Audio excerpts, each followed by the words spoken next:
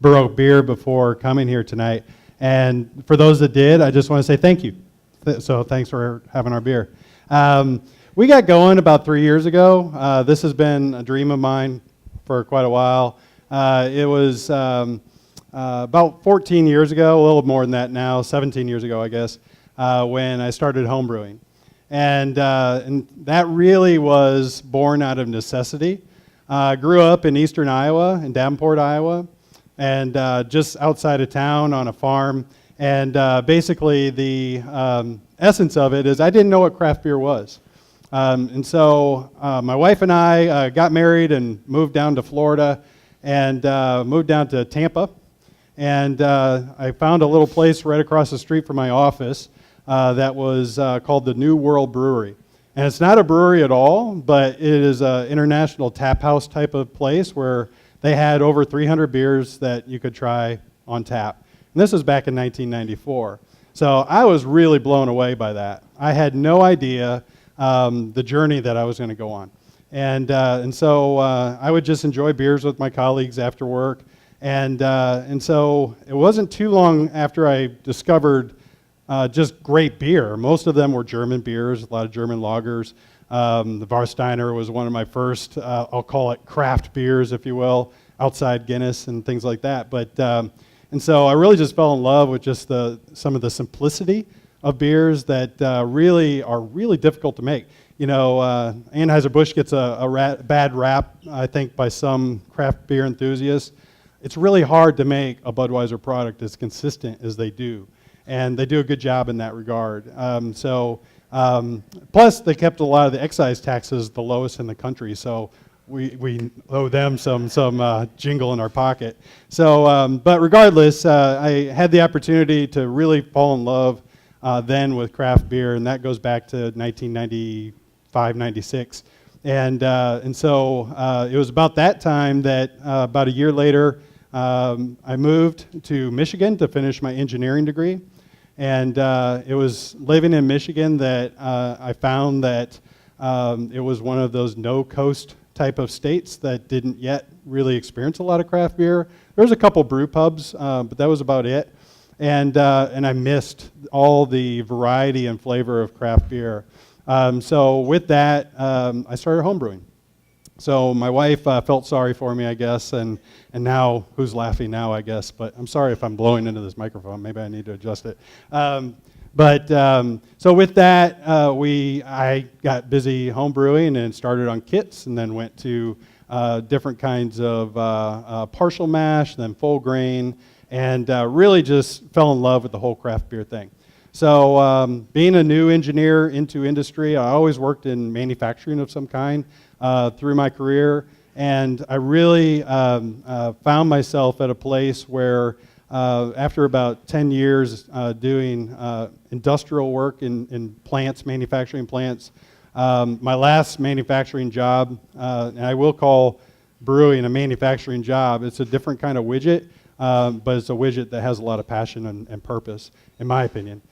So my last manufacturing job was an automotive interiors plant where we made dashboards and door panels. Well, it was very cutthroat. It really showed me an ugly side of humanity. I was there for about 2 years, and I couldn't take it anymore. I said, it wasn't Ford versus Chevy. It wasn't any of that. It was Joe versus Bill, and under the same roof. We're all supposed to be the same team. So basically I said, this is not for me. I checked out. Went to the University of Missouri where I was a facilities project manager, and that really afforded me the opportunity to communicate, because I was your stereotypical engineer. I saw things in black and white and just my own kaleidoscope, right? And started working with anywhere from deans to ditch diggers. And so in campus facilities, I would design a project and put the project out for bid, and then make sure that that gets through construction. Well, I did that for about 8 years, but I missed the manufacturing bug, and I knew I would. And so I needed to know what my widget was going to be. And so I thought of all kinds of crazy ideas. Some were not manufacturing, but the two manufacturing ideas I had, and it was during a homebrew session that I did, it was either going to be an equipment manufacturer, which was more in my wheelhouse. I work with metal. All that kind of stuff is well within my wheelhouse. But then I found out that it was going to cost about $7 million to open up a manufacturing for equipment. That's not going to happen. So, so I started looking at what would it take to open a craft brewery. And so much to my surprise at first was, and now it's not a surprise at all, the craft beer industry is so brotherly. It's so 180 degrees from that automotive experience that I experienced that I just fell in love with it right from the start. And that was even before, while I was just a brewery and planning.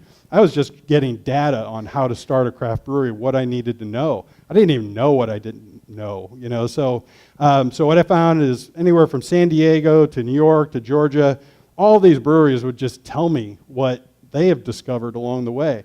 And so it's, you know, I sometimes use the term that, you know, our success at Bur Oak Brewing is really built upon the shoulders of other giants. You know, so Boulevard, Schlafly, all these guys started something that basically came out of their homes and grew into a great business. And so they afforded me information that allowed me to put together a solid business plan. We opened in May of 2014. Started with just 3 people. It was myself. It was Craig Bridgeford. He is our head brewer. He came to us from Eureka, California. Moved his family out to Columbia, Missouri, and helped me put the brewery together. Just as we were putting the brewery together, we also brought on somebody from my homebrew club, and not my homebrew club, but a Columbia homebrew club that I knew enjoyed craft beer. He was very much into food. So Phil Fimler joined us in the business as well. And so the 3 of us got Bur Oak Brewing started. So we opened in May 2014. We were draft only within the central part of Missouri, so we started Columbia, Jeff City. And shortly thereafter, it was October of 14 that we started doing canning. And that's when I saw the floodgates open for us, access to market. Distributors really just needed that ability to not only have your products on tap, but to have your products in somebody's refrigerator. So if there's any aspiring home brewers that are wanting to make the leap into professional brewing, whether it be nano brewing or large scale, you know, I think distribution is key. It's an area that I maybe underestimated just how complex it was. I will say that you know, the distributors that we work with are 100% for craft beer, and that is highly important. I think it's important that you select your distributors very carefully, and because it's a long-term partnership. At any rate, so we got going, and now we're brewing some great beers. We started with 3. Boone County Brown was the first beer that we brewed out of Craig's garage, and we really didn't mess with the recipe too much. Pretty much what you'll taste later would be what we started with. Trailbender was another one. You're going to taste that one tonight too. It's pretty much first up, if I remember correctly, in the lineup. So Trailbender was our first beer. It was also a year-round.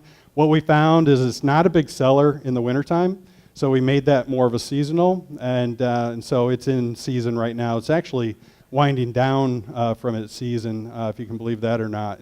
Here we are just starting spring, but calendars get really full for breweries. You know, there's so much beer that we can make, but so little time, unfortunately. So thank you very much. So cheers. This is Trailbender. It started out as Trailbender wheat. There's very little wheat in it anymore. Over the years, we found that we just brought it down and down and down. And so I think there might be, out of 1,600 pounds, maybe 50 pounds of wheat in it. So it's very, very skosh. So we don't even call it a wheat beer anymore. We call this a Midwest-style beer on our can package because it's really not a Kolsch either. But it tastes more like a Kolsch. So when I try to describe this beer to somebody, I just things in Kansas City, Central Missouri where we're at, Columbia. It's different yet. I mean, IPAs are always, you know, king. People love to talk about IPAs. They're very vocal customers, but it's not everything in central Missouri. You try to sell IPAs in Kirksville or Hannibal, it's a little harder. It's more of a trailbender crowd, Boone County Brown crowd. So it's interesting to see the dynamics of just the demographics of the people that are drinking and where they're drinking and what's common in those areas. So we're trying to keep a pulse on that as well as to what's selling well here, what's selling well there, so that we can kind of keep some data on what's important for our drinkers and where they're at. The next one that'll be coming around just in a little bit is called Lily Ale. It's taken the world by storm for us, and I'll get to that in a second. But I guess the second year was definitely one of our harder years, just because we were trying to have people learn who Bur Oak Brewing was. And so I leaned on some of the people that had been coming by my side. Some other breweries. I was talking with Brian from Blue Blood up in Nebraska. I said, Brian, I said, you've been at this a little while. I said, how's it been going for you? And he said, Craig, he said, the first 2 years are terrible. And I know that's not encouraging for people that are maybe thinking about opening a brewery, but I will say that there is a light at the end of the tunnel. We're just now entering into our third year. As of next month, we'll be 3 years old. I will say that this past year, the light is shining brighter, and that has a lot to do with products getting out on the store shelves, people like Chad doing events like this to make shine a spotlight on a particular brewery. That helps a lot so that you get a chance to meet the brewers. Not just Bur Oak Brewing, but it might be Logboat in Columbia, it might be Four Hands, whoever. You get a chance to see the faces, shake the hands, and know who's making your craft beer. And I think that's really important. And that's something that some of the big guys just don't get. They don't understand what the excitement of craft is. It's not so much about what's in the glass. Yeah, that's important. But it's more about who is making the beer and who do they relate with me, right? So, Chad, yeah. I was just curious if you would speak a little bit. I think people might find it interesting about Second, Daniel, right? Yes. I love your hat, man. Getting back to kind of the nuances between Kansas City and St. Louis, what I'm finding is that there's a lag happening in Kansas City with some of the breweries that are opening. I think and we noticed this when we first came to market in Kansas City, that it's a little slower for drinkers in Kansas City, I think, to maybe come around to the craft brewery, because I think Boulevard has done such a great job of instilling loyalty to craft beer in Kansas City, and I really applaud them for it. John McDonald was the president of Boulevard, or CEO, at least for a while. He was one of the guys that I leaned on. He is I'll tell a quick story about John McDonald.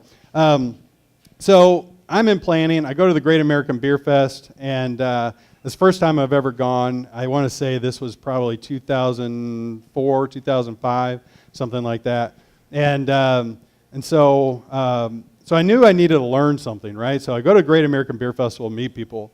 And so I landed Denver, and I'm on the tram. If you've ever been in Denver, there's a tram that takes you from one terminal to the other, and you kind of wait there for a second for people to get on. So I'm on there, and the door's about to close, and this small stature little guy gets on, and he's got white hair, and he jumps on and sits next to me. And as he's getting on, I'm thinking, shoot, I think that's John McDonald. And I look at him again, and I really think it is. So I say, John? He looked at me and said, yeah. I said, oh, this can't be real. I said, John McDonald? He said, yeah. I was like, here's my elevator pitch, not spit. But here's my elevator pitch. And so I told him what I was up to, and that tram ride is pretty short. It's literally about 30 seconds, maybe a minute. And so he handed me his card, and he said, hey, after Great American Beer Fest, give me a call, and I'll invite you out to the brewery, and I'll tell you what I know. This is a dude that's been in here for like 25 years at that point, 23 years at that point. And so just a gracious guy. That's the kind of guy that I'm talking about, that comes by the side of aspiring brewers that want to make a go at this. Thank you very, very much. Lily, gotta love it. So Chad warned me. He said, if I get a beer, that means you have a beer. So I'm going to skip over real quick, and I'll get back to that point. This is Lily Ale. I was going to interrupt you again and tell you that if you go in the bathroom and look at the Boulevard tin above the mirror there, it's John McDonald's signatures on there, and it's real. Really? When he taught class about 7 years ago. Nice. I love that guy. Don't tell anybody else that that's real. It smells. Yeah, exactly. You shouldn't have told us. Hey, Chad, do you mind getting to one of our stickers out there for a second? Just be gone a couple minutes. No, he's an awesome dude. I can't say enough about him. And there's many more just like him that really allow to prop up. We've had an opportunity, Friendship Brewing up there in Wentzville, they got to know us. I met one of their guys at Jefferson City Street Fest, and he told me that they were thinking about putting a brewery together. I said, hey, come out to the brewery. Let's talk. It's just one of those things, and so now they're up and running. Someday they'll do that for somebody else. Matter of fact, there's a guy, neighbor Neil Wilkerson up in Kansas City. He's a good friend of ours, brews some awesome beer as a home brewer. He now wants to open a brewery. So I said, hey, I'd be glad to talk to you, but you know who you need to talk to? You need to talk to Friendship Brewing. So the ball just keeps on rolling, so hopefully that's good. So Lily Ale. So Lily is, last year we put this out, it was Trailbender, added with orange, raspberry, lavender.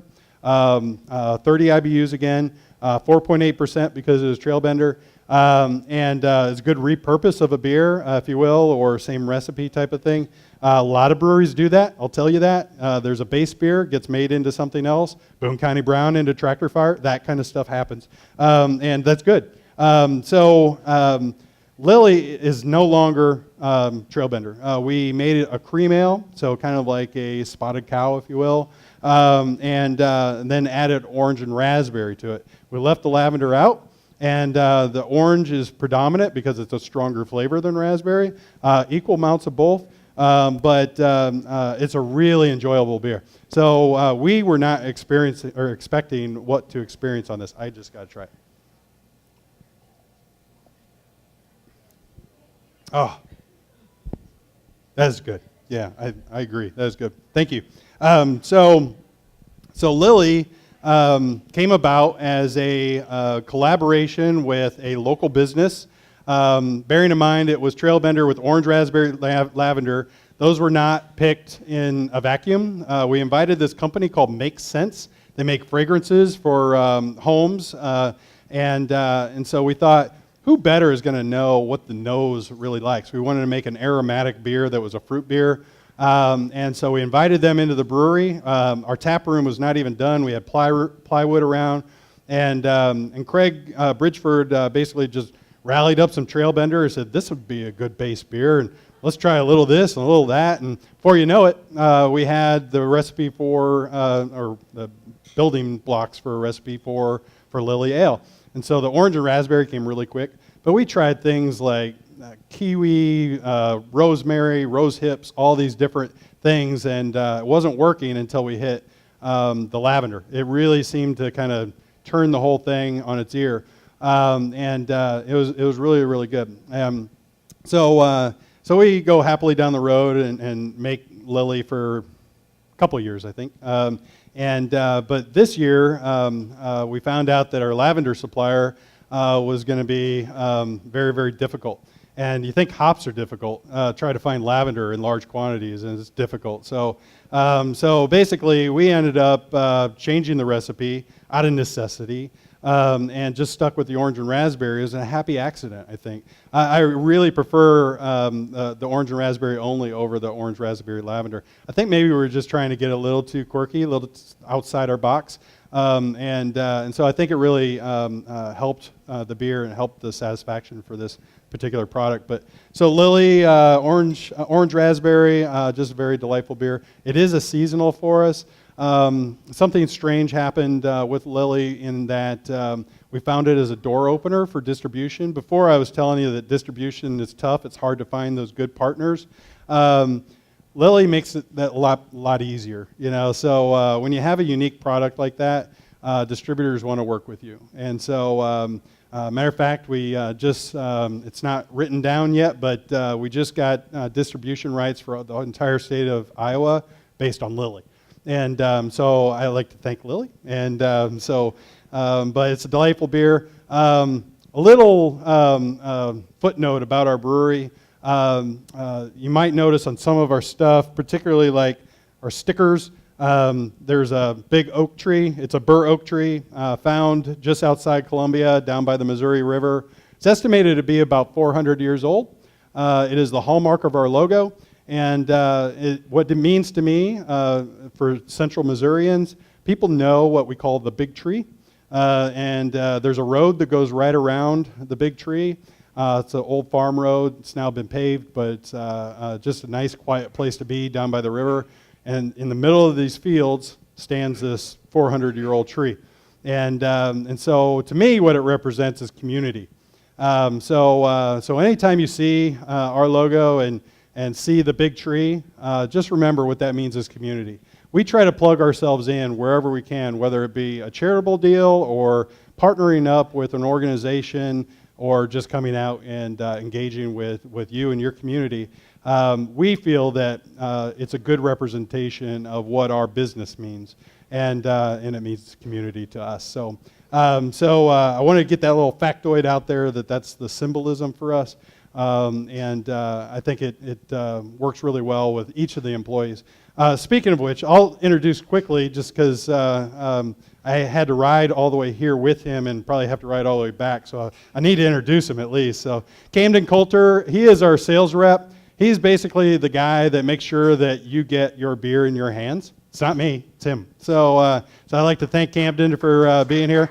Oh, now we get applause. Okay, I get it. Well deserved. Let's see. I was talking about distribution. So we just got Iowa with Lily. We're likely going to start there in June. Huh? Oh, the tour? All right. Well, I ended up getting some free beer, but I brought him beer too. So, no, John McDonald with the tour basically sat down. I was thinking that I'd spend an hour with him, and so my wife and I went, and he kind of he's a little older than I am. He sat down in his office, which was not like the Taj Mahal. It was very basic office, same as everybody else in the business, except he had a window. But we sat down in his office. There's papers everywhere. I don't feel so bad now. I got papers everywhere too. So at any rate, sat down and he said, "What do you want to know?"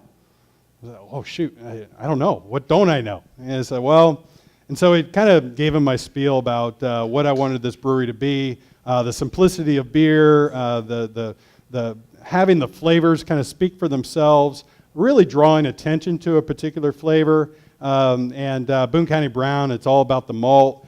Big Tree IPA is all about the hops. Lily, it's all about the fruit additions, that kind of stuff, and really hallmarking those types of ingredients. He was like, "All right, that's great. What do you want to know about the business?" And I said, "Well," he said, "Do you want to see the brewery?" I said, "I've seen the brewery, John, but I'd really like to see something that nobody else sees." And he's like, "So you want to see the lab?" I said, "Oh, I'd love to see the lab, yeah." And he did. He showed me the lab.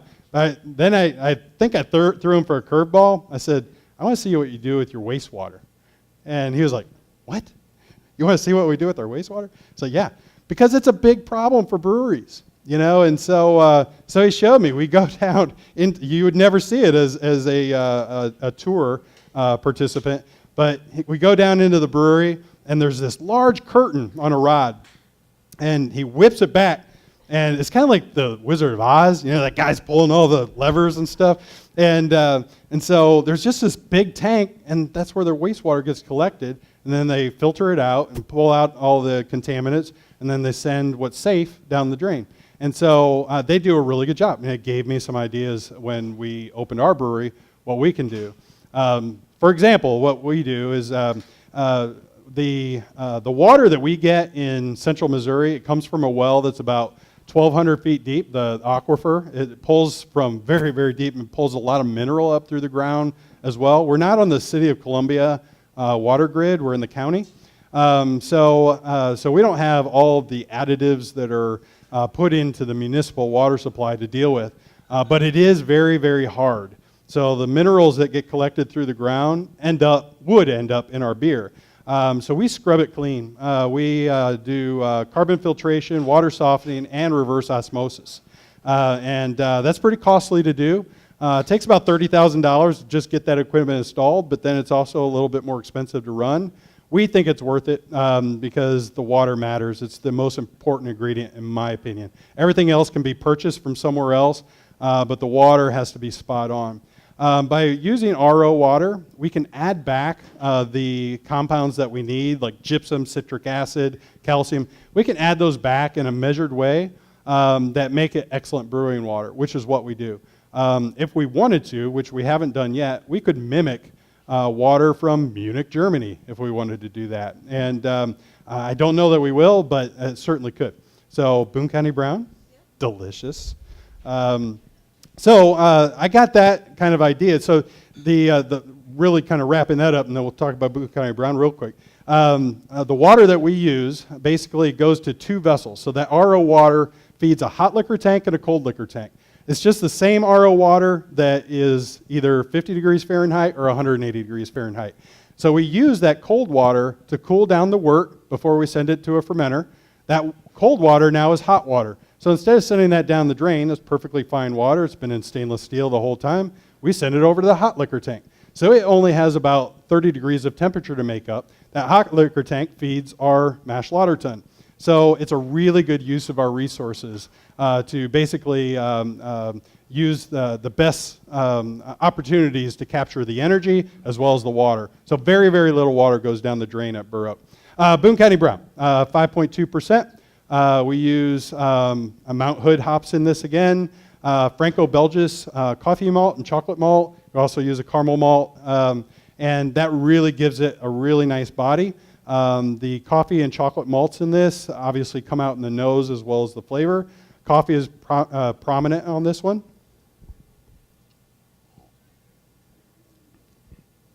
That's really good. Boone County Brown is, sometimes people ask me, what's your favorite beer from Bur Oak?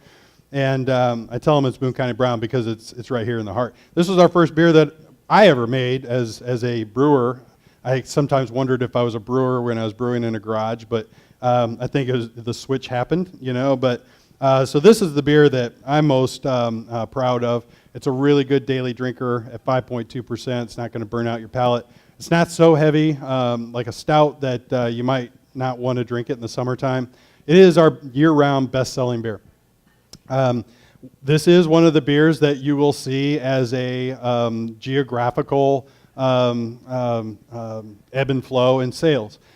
So in Colombia, and I learned this from Left Hand, in Colombia, this is our biggest selling beer.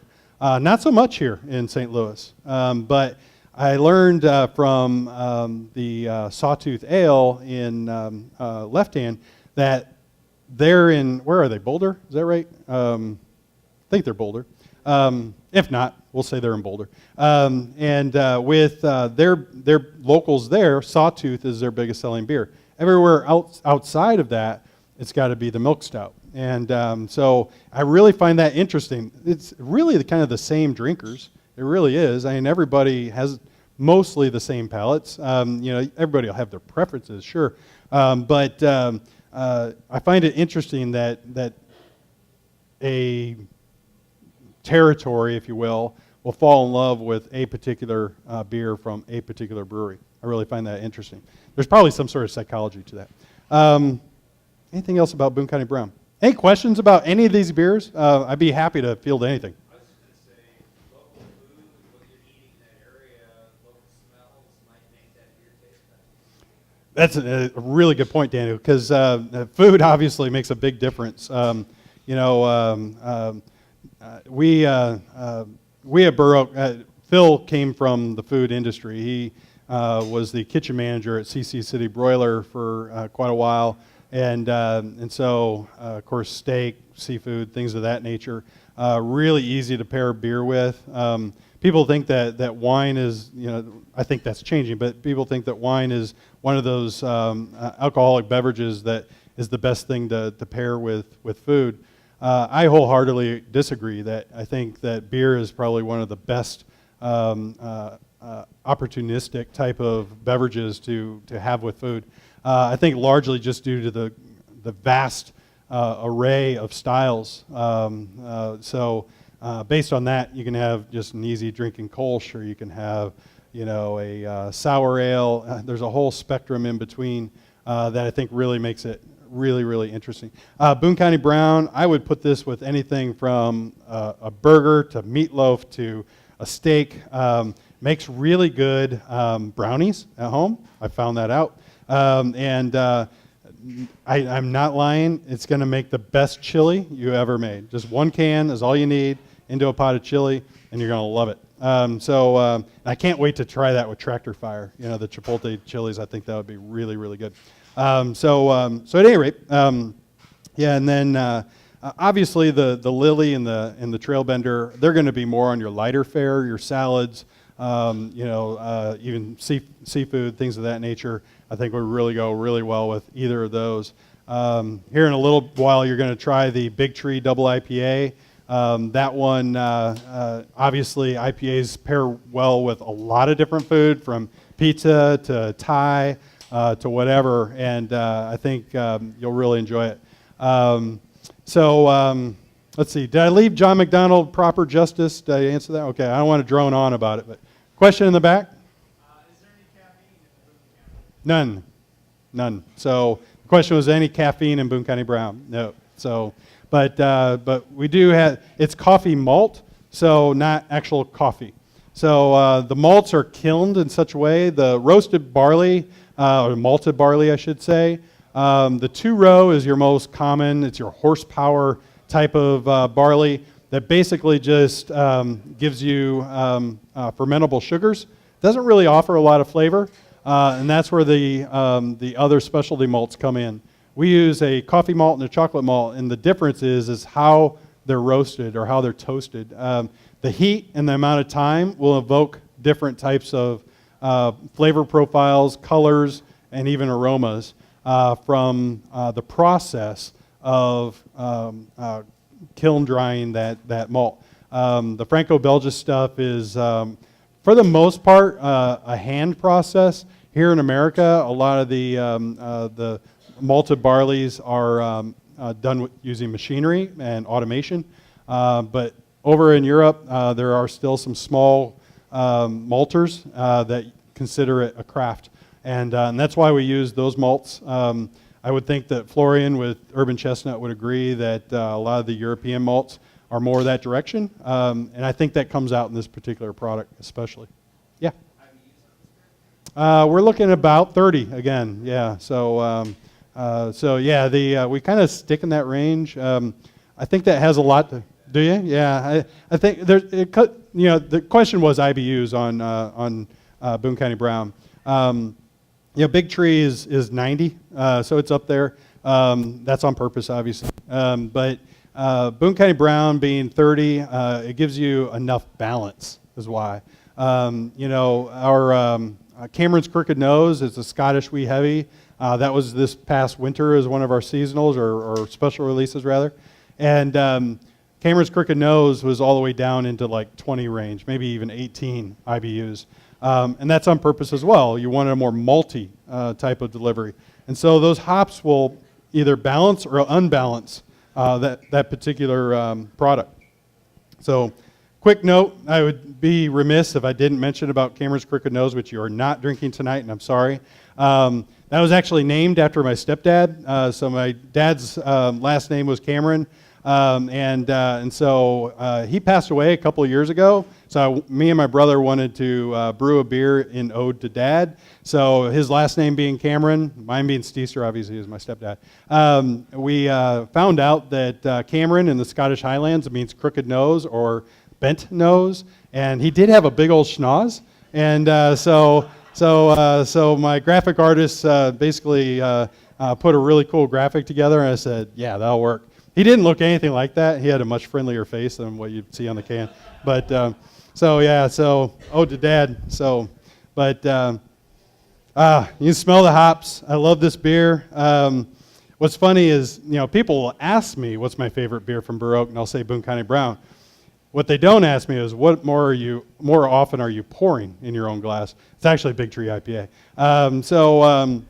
So even though Boone County Brown has a special place in my heart, Big Tree IPA has a special place in my mouth. It's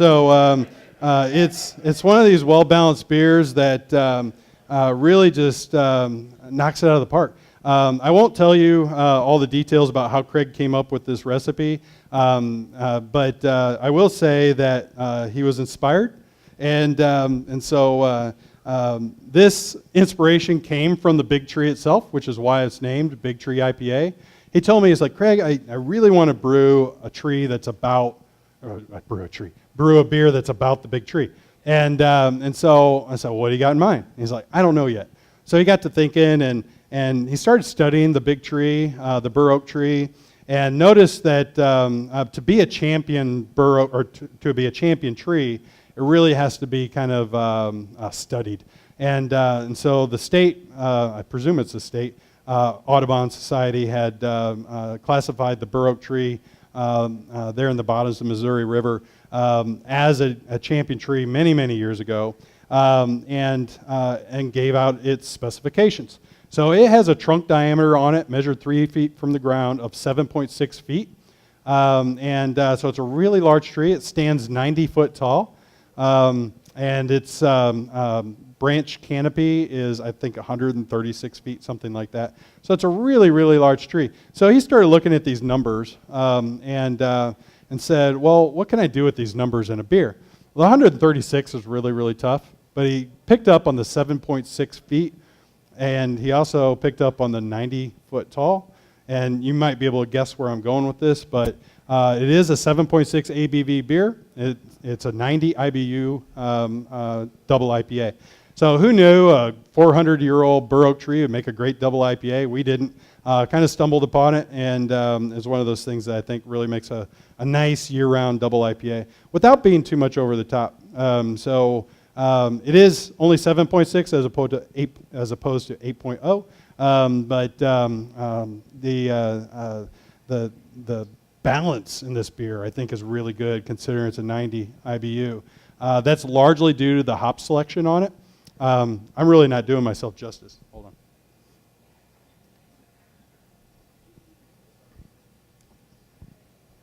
Yeah, that's nice. This beer is going to stay in my hand. So the well-balanced notion of Big Tree Double IPA, I think, really has a lot to do with the hop selection. We knew that a 90 IBU beer could be way over the top and really not palatable if we use like a Citra or one of these large, punch-in-the-mouth type of hop selections. So we actually used Columbus and I'm blanking. Bravo, that's it. Yeah, sorry. In this beer, it's just a really, really nice delivery. So I think we did really well with that.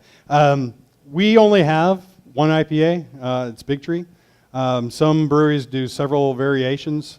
We chose that this is it until you're getting a sneak peek until probably late June, early July. Hopefully late June. We'll see if we can ramp things up. We're going to produce a beer that we call Creme de la Hop. All the labeling has been approved except for the state. We're still waiting on that. But so basically it's a cream ale. You're seeing a niche here, cream ales. So we got Lily as a cream ale base. We got Clyde's Caramel Cream Ale that's a cream ale. We got Frank's that's going to be out in here in a couple weeks, which is a golden cream ale. And now we're going to have Creme de la Hop, which is, again, going to be just a super drinkable cream ale hopped up like an IPA. We're actually using a hop selection. I think it's pronounced, it's a variation of Equinox hops, but it's actually Equinaut. So there's trademark issues with Equinox. So this other hop farm called it something else.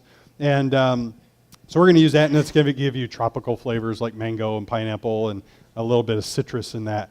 And so it's a different direction than what we went with Big Tree. Big Tree is more the piney, spicy hop selection, and this creme de la hop is going to go a different direction. So look for that soon. I think it'll make you happy as well, and it'll be more sessionable. It won't be a 7.6. It'll be more like a 5.4. So it'll be a good summertime drinker. But any questions about Big Tree or any of the other beers that I spoke about? All right. So I hope you enjoy it. Yep. So one of the most challenging things. Oh well, yeah, I'll just do that. Yeah. That makes a lot more sense. Thank you. So I think one of the most challenging just wanna things drink my for a beer. one of the most challenging things for a brewery is once they leave their hometown market, because just like the old saying, the face only a mother could love. In your hometown, sometimes it's a beer only your hometown could love. But so the real true test for a brewery is once they leave their hometown market.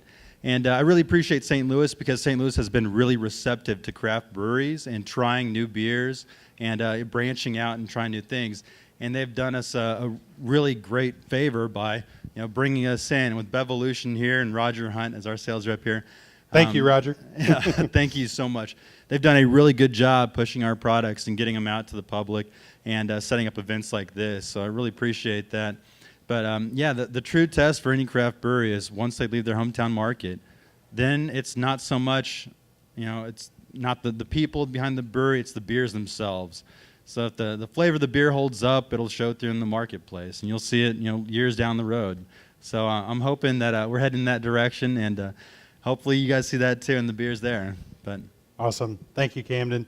to wake me up, it was terrible. It was really nice. And when Camden came in the other day, I literally did not recognize him. I was like, who are you? Because he's had his beard for, about a year or better. Pretty close. And I remember you had it big and full when you did the Brewers float trip with Piney River and those guys. But yeah, so anyway, just a story of love here. His brother is getting married this weekend, and his mom asked him to shave his beard. I'm a mama's boy. Yeah, he actually had a few words for her, but then he held back and just said, you know what, it's my mother. So yeah, good job.